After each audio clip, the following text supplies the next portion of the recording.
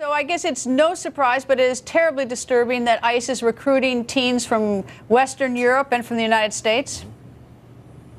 No, it's not a surprise. And you just heard the CIA Director, John Brennan, talk about the use of social media by ISIS.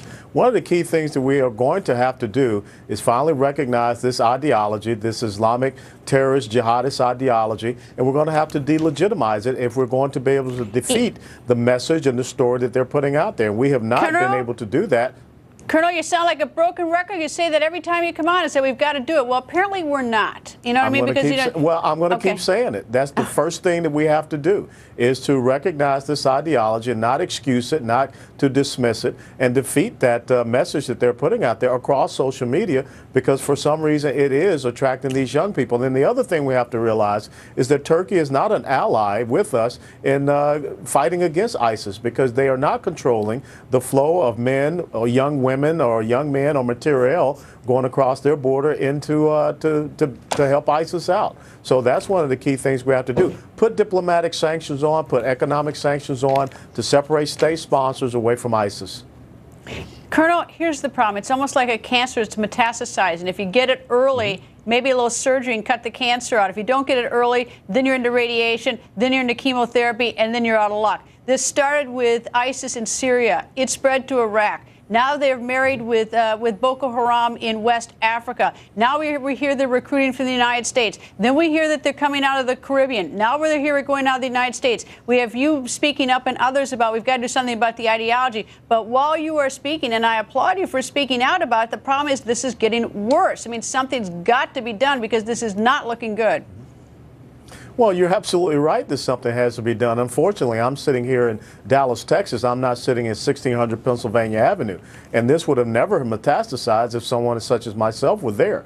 Because back when ISIS was only 3,000 soldiers, the reconstituted al-Qaeda in Iraq, I would have recognized it right then, and we would have squashed it before it had the opportunity to go from a stage 0 to a stage 1. Right now, we're dealing with, without a doubt, probably a stage 3, maybe stage 4 cancer. It has spread to 11 to 12 different countries. It is getting affiliations with, as you said, Boko Haram, al-Qaeda in Yemen, even over to Abu Sayyaf, and also Islamic terrorist groups in Indonesia. So this is an entity that is growing, and we're not doing what is necessary to defeat it. It's not about the military solution. It's about being able to defeat that ideology, using our diplomatic and economic strength to separate it out from its state sponsors. And then once we have it, we strangle it and we kill it. At what point is it too late? I mean, it's, as we see it sort of spread around the globe, and we see it going, reaching into, homes in America for teenagers, as we see all this going on. I mean, at what point, has it metastasized where, it is just too late? I think that it gets to the point where it could I don't think it's ever too late, but it's going to be an almost insurmountable task if ISIS and all the other Islamic terrorist groups, al-Qaeda and what have you, if they do come together, these non-state, non-uniform belligerents that do not respect borders and boundaries, and they are able very easily to launch attacks all across the Western civilization. I think that's when we have that untenable situation. We can push it back, but we have to have courageous leaders that are willing to recognize it. Colonel, when I hear the CIA director saying it's worrisome, I think to myself, that is such a tame word, worrisome. Maybe I'm an alarmist, but I think this is far more than just sort of worrisome. I see this as, an immediate danger that, that we need to be making sure that we're addressing head on now.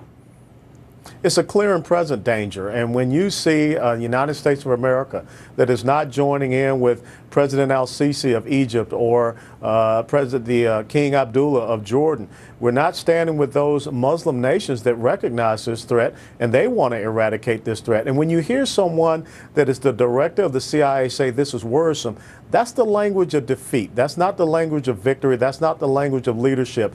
And once again, we continue to have a president that does not recognize this enemy and continues to come up with moral equivalency statements telling us we need to get off our high horse, or going back and trying to quote the Crusades and things of this nature instead of dealing with this clear and present danger today.